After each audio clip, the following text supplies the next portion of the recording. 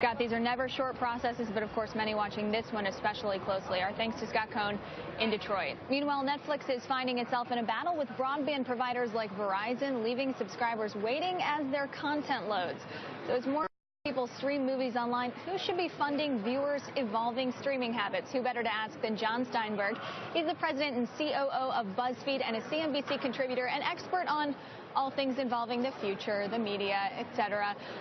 We've been talking about whether we did or didn't have problems streaming some of our Netflix content over the weekend. I prefer to blame my cable provider, but that might not be the case. Where do you stand? That's not really who to blame. In fact, it's like walking into your living room and seeing a vase smashed on the floor and your two kids both standing there, and then like a dog runs into the other room. You don't really know who to blame, and the minute you start trying to figure it out, it gets more and more confusing.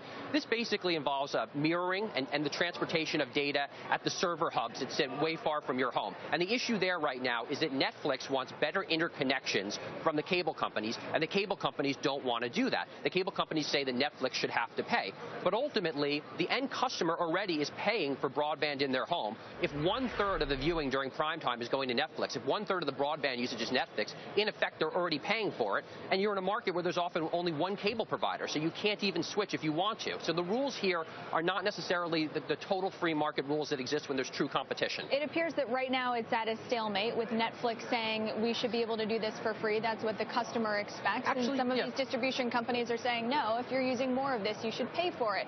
How does the standoff end? Well, the way the standoff ends right now is that the carriers can either interconnect to Cogent with upgraded hardware. Netflix says that they're kind of stalling on doing that right now. Or Netflix has built out their own CDN, their own content distribution network, which they could plug into as well. The carriers are basically saying we don't want to do that without payment, and they're not deliberately throttling. They're just not being helpful in terms of upgrading, so it makes it a little bit gray. Ultimately, the end consumer is going to be the one that says, I can't watch Netflix, it's buffering, and they're either going to switch cable providers if they can, or they're going to blame their cable provider as you are. You don't think they're going to blame Netflix at all? I don't think so. I think when people see buffering at night, the first thing they say is, oh, it's got to be my cable. Ultimately, it is the cable company. If Netflix is delivering 1/3 of the usage, what is the broadband company selling if not Netflix access? When I drive an 18-wheeler on the highway, not that I typically do that, I'm paying more at the tolls than a regular car. Or if I make a telephone call.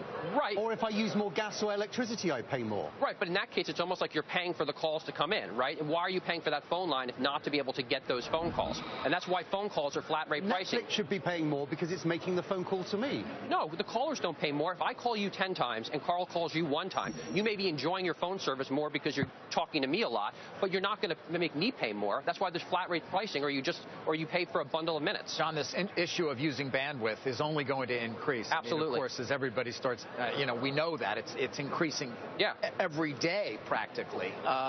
Where do you believe this ends up in terms of somebody paying? I mean, I think the issue here, this goes back to like my undergraduate education, right? This is the problem with deregulation in markets that are not competitive. If there's going to be one provider of broadband, which is what's going to happen with this merger, and there's going to be no competition, so people are unhappy with their service, there's nothing that they can do, we got to get net neutrality back. What's wrong?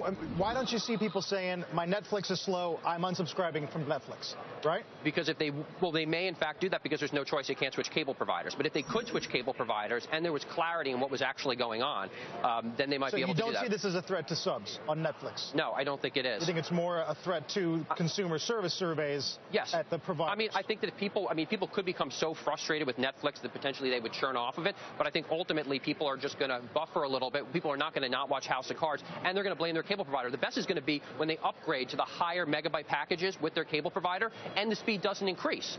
If you're paying for 10 megabits, you should get 10 megabits. You're not going to get that because the buffering is going on at the peering facility where they won't interconnect. Right. So these carriers shouldn't even be selling higher broadband packages if they're not even willing to deliver. Maybe one day Google will bring us all one gig to the right to the house. Or to the red envelopes. There's always that option. Oh, or Redbox. Someone told me they went to Redbox. Actually, Dominic Chu was telling me he went to Redbox this weekend. Those work well. Yeah. Yeah, I think he might be the only one still going to there, but that's okay. John, I don't want to let you go without asking you about one more company that you cover, and that's LinkedIn, and big change coming to that company where now anyone can post content to the site. They had a surprising uptake on their influencers platform. Does this dilute it? Yes, this is huge, and I love the title that they used on the blog post today announcing it. The definitive professional publishing platform. That is what they called it right now. The influencer platform, where Jack Welch and people like that can blog, has massively driven engagement. Page views over the past 2 years are up 1 billion page views. Unique visitors are up 34%. It's about being a content distribution center. Right. They are basically going to be business Tumblr now, and this is what's going to drive all the engagement, which will eventually drive the volume that will allow them to have a bigger ad business than they have now. And I'm sure we'll be hearing about that on their next quarterly earnings call. John, thanks for being with us, as always. And Thanks whether so much, they guys. pay more to Cogent to do it. Up next on the program, we're live at the Winter Games in Sochi with one